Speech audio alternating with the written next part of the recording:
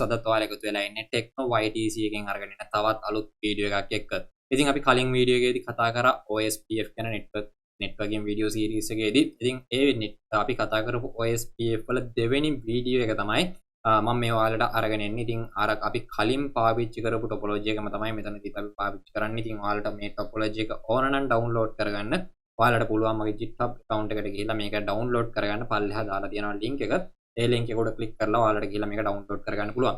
ඉතින් මේකේ නම විදිහට තියෙන OSPF 1.tkt කියලා. ඉතින් ඔයාලට පුළුවන් ලේසියෙන් හොයාගන්න OSPF1.tkt කියන ෆයිල් එක ඔයාලට download කරන්න ගන්න පුළුවන් GitHub එක through. ඉතින් අද මේ වීඩියෝ එකේ මම ඔයාලත් එක්ක දැන් අපි තව ටිකක් වැඩිපුර දේවල් ටිකක් කතා කරන්න හදන්නේ. ඉතින් පළවෙනියට මම මගේ පළවෙනි router එක ඇතුළට ගිහිල්ලා මම මෙතනදී enable show IP OSPF interface කියන command එක මම විතර type කරගන්න එක වතාවක්. මොකද අපි කලින් show IP OSPF කියන command එක මම type කරගන්න.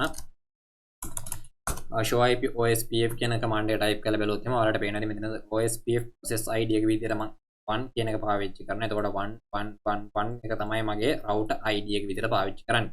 ඔයාලට මතක ඇති අපි කලින් වීඩියෝ එකේදී කතා කරා loop X ගැන එහෙම කොහොමද මේවා වැඩ කරන්නේ loop X එකෙන් අපි කොහොමද අපේ router ID එක determine කරන්න කියන ඒවා ගැන අපි කතා කරා කලින් වීඩියෝස් වලදී. ඉතින් ඊළඟට තව පුංචි දේවල් ටිකක් මේ වීඩියෝ එකේදී මට කියගෙන යන්න ඕන. ඔයාලට පේනවා ඇති මෙතන SPF algorithm executed time කියලා එකක් තියෙනවා. මෙතනදී මේ executed time එක එකක් විදිහට තමයි තියෙන්නේ. ඉතින් මේක ගොඩක් වෙලාවට හරි බලුවොත් නම් මේක time එකත් එක්ක තියෙන්නේ. කියන්නේ 5 minutes ඇතුළත මෙච්චර ගාණක් වෙලා තියෙනවා. නැත්නම් 10 minutes ඇතුළත මෙච්චර ගාණක් වෙලා තියෙනවා. ඒ විදිහට තමයි තියෙන්නේ. ඉතින් මෙතනදී අපිට මේකේදී Cisco packet trace එකේදී අපිට බලා ගන්න පුළුවන් මේ execute වෙච්ච time එක විතරයි. මෙතනදී එක වතාවක් දැන් මේ OSPF algorithm එක execute වෙලා තියෙනවා. ඊට පස්සේ අපි දැන් පළවෙනි router එක ඇතුලේ අපි හදාගත්තා OSPF අපි enable කරගත්තා. මම මගේ දෙවෙනි router එක ඇතුලට යනවා. මම මගේ දෙවෙනි router එක ඇතුලට ගිහිල්ලා මම මෙතන type කරනවා show IP OSPF කියන command එක. ඔයාලා බලුවොත් එහෙනම් ඔයාලා බලා ගන්න පුළුවන් මෙතනදී මගේ IP OSPF command එක type කරා කියලා මට කිසිම දෙයක් පෙන්වන්නේ නැහැ. මේකට හේතුව තමයි මම කිසිම routing protocol එකක් enable කරලා නැහැ. ඔයාලට ඕන show IP route කියන command එක type කරලා මේ විතර enter කරන්න පුළුවන්. මෙතනදී ඔයාලට check කරගන්න පුළුවන් ඔයාලා enable කරලා තියෙන routing protocols මොනවද කියන එක. එහෙනම් මෙතනදී කිසිම routing protocol එකක් enable කරලා නැහැ කියන එක තමයි පෙන්වන්නේ. ඉතින් මම මෙතනදී configuration terminal එකට ගිහිල්ලා මම මෙතන type කරනවා router OSPF 2 කියලා. මම මෙතනදී process ID එක 2 කියලා අරගෙන මම මේ විතර enter කරනවා. ඊට පස්සේ මම මෙයාගේ network එක මම මේක සම්පූර්ණ network එකම එකවර display කරන්න නැත්නම් එකවර advertise කරන්න කියනවා. මම මෙතන 0000 මේ සම්පූර්ණ network එකම අපේ wildcard subnet එක 255.255.255.255 කියලා අරගන්නවා. ඊට පස්සේ මම මෙයාගේ area එක 0 කියලාම දෙනවා. මේකට හේතුව අපිට areas ගොඩක් නැහැ මේ topology එක ඇතුලේ. අපිට තියෙන එක area එකක් විතරයි මේකත්. එතකොට මේ වගේ මේ තන router එක සහ මේ routers තුනම එකම area එකකට connect වෙලා තියෙනවා. different areas වලට නේ. ඒක නිසා area 0 කියන එකම අරගන්න ඕනේ. එහෙම නැති වුණොත් communicate කරගන්න බැරි වෙයි ඔයාලට. ඒ නිසා අනිවාර්යයෙන්ම area 0 කියන එකම අරගන්න. network 000.255.255.255.255 area 0 කියලා දීලා මම මේ විදිහට end එක press කරනවා මගේ keyboard එකේ. මෙතනදී තුට්ටි වෙලාවක් අපි බලාගෙන ඉන්නකොට ඔයාලා බලා ගන්න පුළුවන් වේ adjacencies. ඒ කියන්නේ OSPF adjacencies perform වෙනවා. ඒ කියන්නේ මේ ඔයාලා පේන්නේ OSPF adjacency එකක් ආවා. process ID එක 2 neighbor කියලා කියන්නේ මෙයා connect වෙලා ඉන්න device එක. මෙයා මෙතනදී connect වෙලා ඉන්න device එක. කියන්නේ R2 එක connect වෙලා ඉන්න device එක R1 එකේ router ID එක තමයි මෙයා මෙතනදී මේවා කරගත්තේ. router ID එක detect කරගත්තා. මෙයා connect වෙලා ඉන්න gigabit ethernet 000 interface එකෙන් මෙයා loading කියන state එකේ ඉතින් full කියන state එකට මාරු වුණා කියන එක තමයි මෙතනදී කියලා තියෙන්නේ. ඉතින් මෙතනදී මේ route එක අපි බැලුවොත් එහෙනම් ගොඩක් වෙලාවට මේක backup designated route එකක් විදිහට තමයි ගොඩක් වෙලාවට වෙනස් කරලා තියෙන්නේ. මම මෙතනදී type කරන්නම් do show IP OSPF interface කියන command එක. මෙතනදී IP OSPF interface කියන command එක type කරපුවම ඔයාලට බලා ගන්න පුළුවන් මෙයා router ID එක විදිහට අරන් තියෙන්නේ මේ route එකට අදාළ ලොකුම IP address එක මෙතනදී. මම මෙතනදී do show IP interface brief කියලා type කරනවා. do show IP int brief ඔයාලා බැලුවොත් එහෙනම් පේනවාද මේ router එකේ ලොකුම IP address එක විදිහට 10122 කියන එක තියෙන්නේ. ඒක නිසා මෙයා router ID එක විදිහට අරන් තින්නේ 10122 කියන එකමයි. මෙතනදී මෙයා priority එකක් කියලාමයි අරගෙන තියෙන්නේ. priority එක වෙනස් වෙන්නේ නැහැ. හැබැයි මෙයා BDR backup designated router එක විදිහට අරගෙන තියෙනවා මේ topology එකේදී. මෙතනදී router ID එක විදිහට router ID කියන්නේ designated මෙතනදී router ID එක විදිහට අරන් තියෙන්නේ. විශාලම මේක. එතකොට මෙයාගේ priority එකක්. ඒ වගේම මේක backup designated router එකක් විදිහට තමයි මෙයා මෙතනදී මේක learn කරලා තියෙන්නේ. ඊට පස්සේ මට දැන් ඕන දැන් මගේ මෙන්න මේ තියෙන 10122 කියන මෙන්න මේක මට manually change කරන්න පුළුවන් වෙන්න ඕනේ. ඉතින් අපිට පුළුවන් මේ OSPF වල මෙන්න මේ router ID එක manually change කරන්න. ඉතින් මම පළවෙනිම කරන්න interface loopback 0 කියලා හදාගන්න.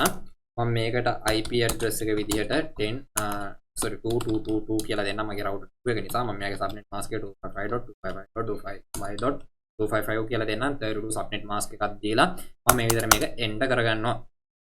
දැන් මම ඇවිල්ලා do show IP OSPF INT කියලා type කරනවා. ඒත් ඔයාලට පේනවා ඉතින් මෙතන router ID එක change වෙලා නැහැ. හැබැයි මෙතනදී router ID එක තාමත් තියෙන 10122 කියලා. මට පුළුවන් මේක manually set කරන්න. මම මේකෙදි කරන්නේ router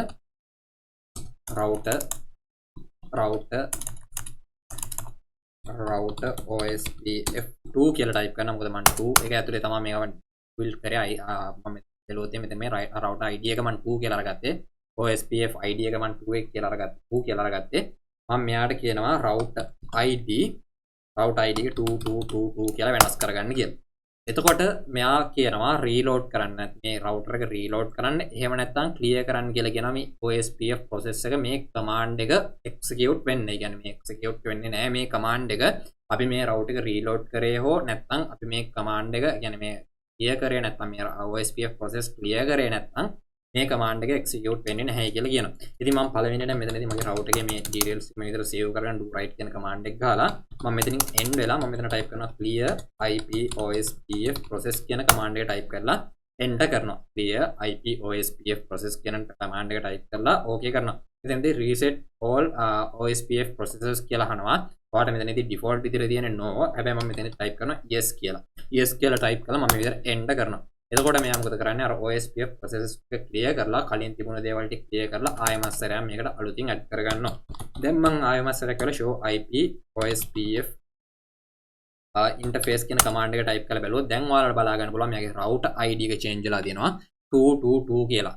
222 කියලා අපේ loopback address එකට මෙයාගේ router ID එක change වෙලා තියෙනවා. ඉතින් අපි දැන් අපේ දෙවෙනි router එකේ configurations ටික කරලා ඉවර කරගත්තා. ඒ වගේම ඔයාලට මම තව දෙයක් පෙන්නනවා show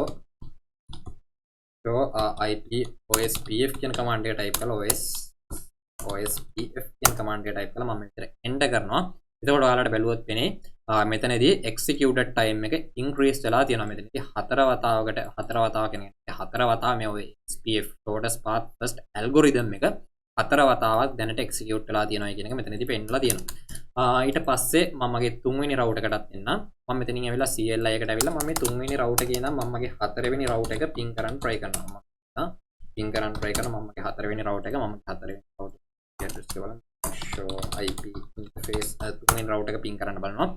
තුන්වෙනි router එකේ IP address එක තමයි 10.122 කියන IP address එක. මම ඇවිල්ලා මගේ තුන්වෙනි router එකේ ඉඳන් මම මගේ දෙවෙනි router එක ping කරන්න try කරනවා. ping 10122 කියලා type කරලා මම මේ විදිහට enter කරනවා. මම මේ විදිහට enter කරාම ඔයාලට පේනවා ඇති මේවා ping වෙන්නේ නැහැ. මේක fail වෙනවා. මේකට හේතුව මෙයා තාම static අපි කලින් static routing වලදී අපි statically එයාට route එක කියලා දුන්නා. අපි දැන් dynamic routing ගැන කතා කරන්නේ. දැන් OSPF වලින් මෙයාට route එක කියලා දෙන්න ඕන. තාම මේ R3 එක route එක දන්නේ නැහැ. මම මෙතන show IP OSPF කියලා type කරොත් එහෙනම් ඔයාලට පේනවා ඇති කිසිම දෙයක් execute වෙන්නේ නැහැ. මේකට හේතුව මේ interface එක ඇතුලේ මේකෙත් මෙයා OSPF enable වෙලා නැති නිසා අපිට OSPF වල කිසිම detail එකක් පෙන්වන්නේ නැහැ. මම මේ විතර configuration terminal එක ගිහලා පළවෙනි interface loopback 0 කියලා හදා ගන්නවා. මම මේකට IP address එක විදිහට දෙනවා 333 කියලා. මොකද මේක අපේ තුන්වෙනි route එක නිසා. මම මේවා 255.255.255.255.0 කියලා දීලා 255 කියලා දීලා මම මේ විදිහට එන්ටර් කරනවා. තව සබ්මිට් මාස්ක් එකක් දීලා මම මේ විදිහට එන්ටර් කරනවා. ඊට පස්සේ මම මෙතන ටයිප් කරනවා router OSPF 3 කියලා. මම මෙතන process ID එක OSPF 3 විදිහට අරගන්න මම මෙතන එන්ටර් කරනවා. OSPF 3 කියලා අරගෙන මම මේක මේ විදිහට එන්ටර් කරනවා. ඊට පස්සේ මම මෙතන ඇවිල්ලා network එක 000 කියලා දෙනවා සම්පූර්ණ network එකම. එතකොට 255.255.255.255 සම්පූර්ණ මේ network එකට දාලා මේ සම්පූර්ණ range එකම මම මේ විදිහට select කරනවා. ඊට පස්සේ මම මෙයාගේ area එක 0 කියලා දීලා මම මේ විදිහට enter කරනවා. එතකොට චුට්ටි වෙලාවක් යනකොට ඔයාලට බලා ගන්න පුළුවන් මේකෙත් adjacencies එක කියන්නේ OSPF adjacency එන විදිහ බලා ගන්න පුළුවන්. විනාඩි කිහිපයක් බලාගෙන අපර කිහිපයක් දැන් ඔයාලට පේන්නේ නැති processor 3 neighbor 111 ඒ කියන්නේ මෙයාගේ neighbor මෙයාමනේ. ඒක නිසා router 1 එක neighbor විදිහට අරගත්තා. gigabit ethernet 000 එකෙන් තමයි මෙයා up උනේ කියන එකත් පෙන්වනවා. කියන්නේ gigabit මෙන්න අදින් 0 ඒක නිසා 000 එකෙන් කනෙක්ට් වෙලා තියෙන මේ interface එකත් එක්ක කනෙක්ට් වෙලා තියෙන 000 එකෙන් නිසා මෙයා 000 එකෙන් up උනා කියන එක පෙන්වනවා. දැන් මම ආයමසර do show IP OSPF කියන command එක ගියොත් OSPF කියන command එක ගියොත් මෙතනදී ඔයාලට බලා ගන්න පුළුවන් මෙතනදී SPF execute කරලා තියෙනවා මේ router එක ඇතුලේ දේවතාවක් OSPF algorithm එක execute කරලා තියෙනවා දේවතාවක්. ඒ වගේම මේකේ OSPF ID එක කියන OSPF process ID එක 3 කියලා මම අරගත්තා. ඒ වගේම router ID එක 3333 කියලා මම මේ විදිහට අරගෙන තියෙනවා. දැන් මම try කරනවා to ping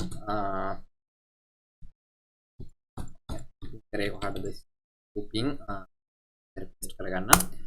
දැන් ඔයාලට පේනවා ඉතින් 10122 එකට මට ping කරන්න පුළුවන් මගේ router 3 එකේ ඉඳන්. ඒ කියන්නේ දැන් full connectivity එකක් තියෙනවා මේ router 3 R3 වල ඉඳන් R2 වලට යනකම්. ඉතින් ඉස්සර වෙලා අපිට R2 වල ඉඳන් R3 වලට R3 වල ඉඳන් R2 වලට communicate කරන්න බැරි වුණා. ඒකට හේතුව අපි protocol එකක් routing protocol එකක් enable කරලා තිබුණ නැති නිසා දැන් අපිට පුළුවන් වෙනවා router 3 වල ඉඳන් router 2 වලට ping කරන්න. දැන් මම මෙතනදී do show IP route කියන command එක type කරලා බලුවොත් එතන do show IP route කියන command එක type කරලා බලුවොත් එහෙම දැන් මෙතනදී අපිට බලා ගන්න පුළුවන් මෙන්න මෙතන learn කරලා තියෙනවා directly connected වෙලා තියෙනවා. මෙතනදී O කියලා කියන්නේ OSPF වලින් learn කරලා තියෙනවා. 10.12.0 කියන network එක මේකේ host එක කියන්නේ මේකේ distance එක administrative distance එක 110 කියලා තියෙනවා. 110 කියලා මේ විදිහට දෙන. ඉතින් අපි ඊළඟ වීඩියෝ එක අද මේ කතා කරන්න ආපු වීඩියෝ එක මම කරනවා. අපි ඊළඟ වීඩියෝ එකෙන් හම්බ වෙමු. හැමෝටම good luck.